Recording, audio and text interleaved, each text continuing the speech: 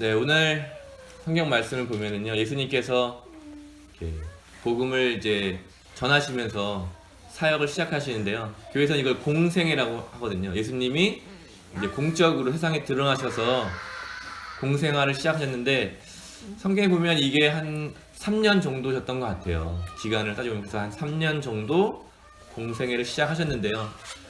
그때 처음으로 하신 말씀이 회개하여라, 하늘나라가 다가왔다, 이렇게 말씀하셨어요. 그래서 최근에 성서학자들이 이 하늘나라, 또 하느님의 나라라고 하는 그것이 예수님이 선포하신 말씀의 핵심이고, 또 십자가와 부활 사건도 바로 이 하나님의 나라의 관점에서 볼 수 있다. 또 더 나아가서는 성서 전체가 바로 이런 하나님 나라에 관한 이야기다 라고까지도 말할 정도로 하나님 나라라고 하는 주제가 많이 연구되고, 또 그것이 점점 확장되고 있습니다. 그럼 하나님 나라가 무엇일까요? 이게 참 여러 가지로 많이 설명할 수 있는데, 오늘 성경에 나온 이야기, 오늘 우리가 일독서에서 이사야에서도 읽었고 또 복음서에서 인용되어 있는 이 말이 전 하나님 나라를 말하는, 설명하는 데 중요한 이야기가 아닐까, 그런 생각이 들었습니다. 어둠 속에 앉은 백성이 큰 빛을 보겠고, 죽음의 그늘진 땅에 사는 사람들에게 빛이 비치리라. 이것은 이 복음서를 지은 이 저자가 예수님을 보고 이 구약의 말씀을 떠올린 거죠. 예수님이 오셔서 우리에게 말씀을 전해주시고, 뒤에도 전했던 것처럼 병든 사람들을 고쳐주시고, 또 소외당한 이들을 다시 한번 회복시키시는 이 일이야말로 구약 시대부터 하나님께서 예언자를 통해서 약속해 주신 이 이야기, 어둠 속에 앉은 백성이 큰 빛을 보고 죽음의 그늘 땅에 사는 사람들에게 빛이 비치는 일이 바로 이루어진 것이구나. 이 말씀이, 구약의 오래된 이 약속의 말씀이 예수님을 통해서 이 땅에 현실화됐다 라고 아마 이 저자는 보았기 때문에 이렇게 기록했던 것 같아요. 저 오늘 말씀을 묵상하고 설교를 준비하면서 이 말씀이 참 많이 와닿았어요. 오늘날 지금 우리가 살고 있는 이 시대에도 대부분의 많은 사람도 어둠 속에 앉아있는 백성이 아닐까, 또 죽음의 그늘진 땅에 사는 사람들이 아닐까. 대통령의 탄핵 때문에 밝혀지는 많은 것들을 보면 정말 권력을 가진 사람들이 자기의 부귀와 명예, 또 자기의 욕망을 채우기 위해서 얼마나 많은 사람들을 억압하고 속이고 있는지, 참 설마 했던 일이 현실로 드러나는 것을 보면서 정말로 참담하고 자괴감이 드는 시절을 살고 있습니다. 우리가 살고 있는 시대가 어떤 시대입니까? 소수의 사람들의 이익을 위해서 가난한 사람들은 자기의 삶의 터전을 빼앗기고 쫓겨나고, 힘없는 노동자들은 자신의 일터에서 쫓겨나고 제대로 된 대가를 받지 못하고, 열악한 환경 속에서 일하다가 목숨을 잃더라도 그 억울함을 풀 기회가 없습니다. 예술가들은 자기의 자유로운 표현마저도 돈으로 제한해버리는 이런 시대에서 가난과 자신의 진리를 표현하고자 하는 그 자기의 양심, 그 사이에서 정말 고뇌하고 있는 그 시대를 우리는 살고 있습니다.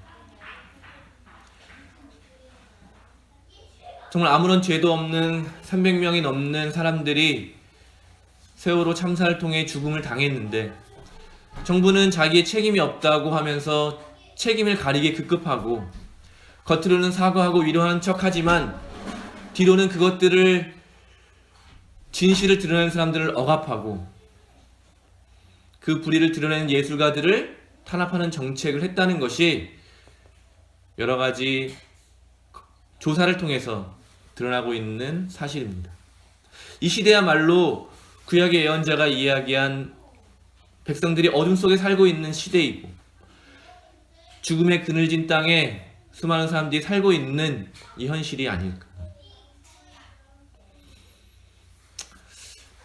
우리 이웃도시인 속초에는요, 삼성에서 근무하다가 백혈병으로 사망한 딸의 그 재해를 밝히기 위해서 지금도 노력하고 있는 황병기 아버님이 살고 계십니다. 그 딸인 황유미 양은 삼성전자에서 한 1년 반 정도 일하다가요, 백혈병을 얻고 세상을 떠났는데요. 23살의 꽃다운 나이였죠. 이 일을 계기로 삼성전자의 어떤 그런 근무와 이런 백혈병 같은 것이 연관이 있다라고 하는 것이 사회적 이슈가 됐고요. 지금까지도 2007년 이후 지금까지도 거의 10년 동안 이 일은 계속되고 있습니다. 최근 1월 14일에 79번째 사망자가 발생하기도 했습니다. 그렇지만 돈 있는 재벌들, 또 그것들을 판단해줘야 될 권력자들은 계속해서 그것들을 감추려고 하고, 이런 억울한 죽음이 별로 상관없는 일이다, 우연히 그냥 일어난 일이다 라고 말하고 있습니다.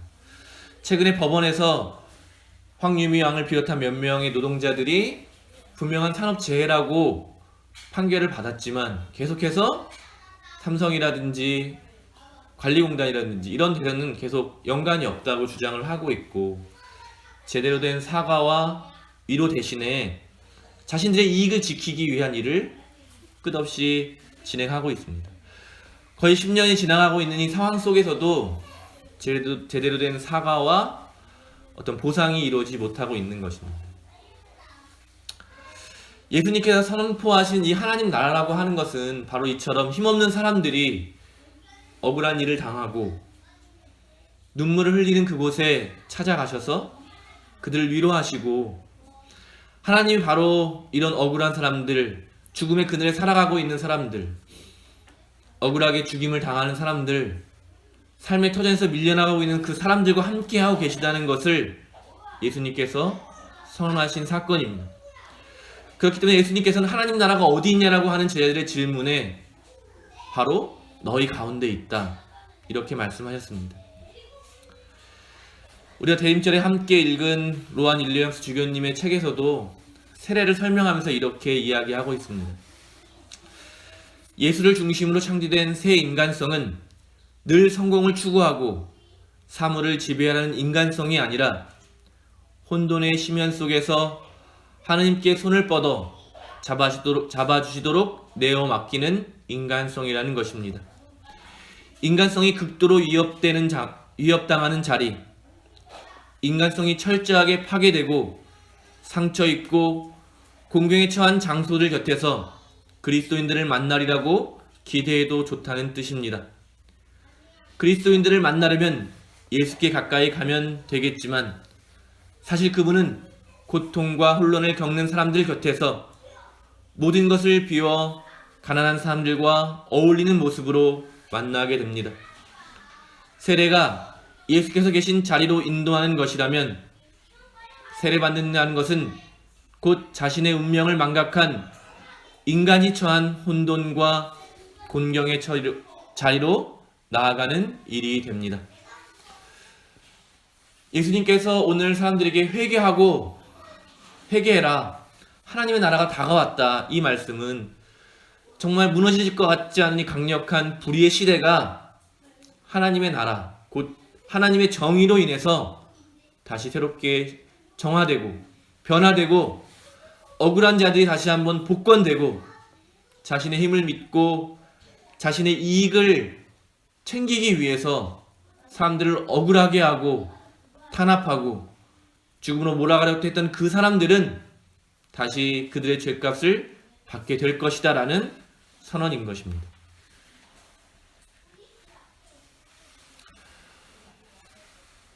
오늘 예수님께서 제자들을 부르신 것처럼 우리가 예수님을 믿고 예수님을 따른다는 고백은 바로 우리 삶을 통해서 하나님의 나라를 이루어 가겠다는 다짐이기도 합니다. 우린 예수님에게 부름을 받은 사람들입니다. 예수님의 제자로, 예수님의 친구로, 예수님의 가족으로 부름을 받았습니다.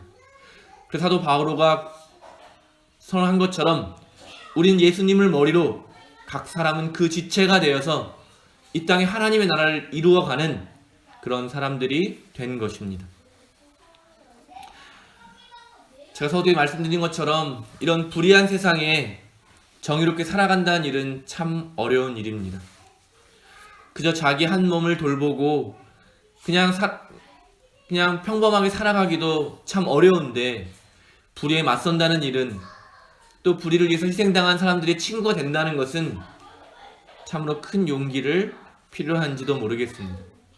그러나 우리가 기억해야 될 것은, 우리가 불의한 세상에 그냥 침묵으로 살아간다고 하면 언젠가는 그 불의가 내가 간신히 지키고자 하는 내 삶의 울타리를 무너뜨린다는 것입니다.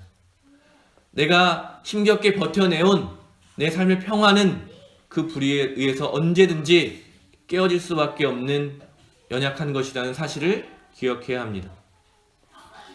거리에 나가서 집회에 참여해보면 자기 억울함을 호소하는 많은 분들의 대부분의 공통된 점은, 나에게 이런 억울함이 찾아올지를 몰랐다.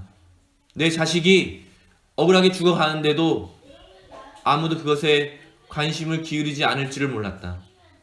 내 집이 무너지는데 그것이 개발이라는 이름 앞에 다 인정이 되는 그 사실 앞에 나 혼자만 미친 사람이 되고 돈에 눈이 먼 사람이 되는 이 일이 일어날 줄을 몰랐다. 내가 열심히 일했는데도 내 일자리에서 쫓겨나는 그 일이, 그런데 아무도 편들어지지 않는 그 일이 나에게 일어날 줄 정말 알지 못했다. 여러분, 사실 이 불의한 세상 가운데 그래도 나는 나만이라도 잘 살겠다라고 하는 그 마음은 결국 우리 모두의 삶을 계속해서 파괴해 나가는 그 방향일 수밖에 없습니다. 예수님께서 이 땅에서 우리에게 보여주신 것처럼 하나님의 나라를 이루어가는 일, 아무 의미 없는 사람들, 희생당한 사람들, 고통 가운데 있는 사람들, 가장 낮은 곳에 살고 있는 사람들이 함께 하나의 공동체를 이루면서 서로 사랑하고, 서로 격려하고, 서로 지지하고, 서로 돕고, 삶이 파괴되는 자리에 함께 했던 그 일들이 세상을 바꾸어냈고, 생명을 살리는 일이 됐고, 죽음도 그 큰 권력도 그 나라를 무너뜨리지 못했다는 사실을 우리 함께 기억하기를 바랍니다. 상처 입고 쓰러진 우리의 이웃을 돌보는 일, 하나님의 창조 질서를 지키는 일, 인간성이 파괴되는 곳에 다시금 생명과 평화를 세우는 일, 함께 아파하고 고통받는 이들의 곁을 지키는 일, 깨어진 관계를 회복시키는 일은 결국 우리 자신, 넘어 우리의 친구들, 우리의 가족들, 우리의 이웃을 살리는 일이며 바로 우리 자신을 살리는 일입니다. 세상의 불의가 커지면 커져갈수록 우리를 향하신 하나님의 부르심의 소리도 더불어 커져만 갑니다. 예수님께서 제자들에게 추수할 것은 많은데 일꾼이 없으니 추수할 일꾼을 보내달라고 청하라는 말씀처럼, 이 시대야말로 더 많은 일꾼들이 이 불의를 맞서고, 또 불의로 인해서 고통받는 이들을 위로하고 그들과 함께 살아갈 그 일들이 얼마나 요청되는지 모르겠습니다. 세상이 어지럽고 불의가 가득한 이때에 바로 이 순간이야말로 예수님께서 선포하신 복음의 능력이 필요한 때입니다. 또한 동시에 우리를 통해서 그 능력들이 발현되어야 할 때이고, 하나님께서는 우리의 삶을 통해서, 우리가 공유되고 나누어지는 우리의 삶을 통해서 하나님의 나라를 이루어 가기를 원하십니다. 우리를 향하신 하나님의 그 부르심 앞에 우리가 응답하며 나아가게 될 때 우리를 통해서 하나님의 나라가 이루어질 것입니다. 성부와 성자와 성령의 이름으로 말씀드렸습니다.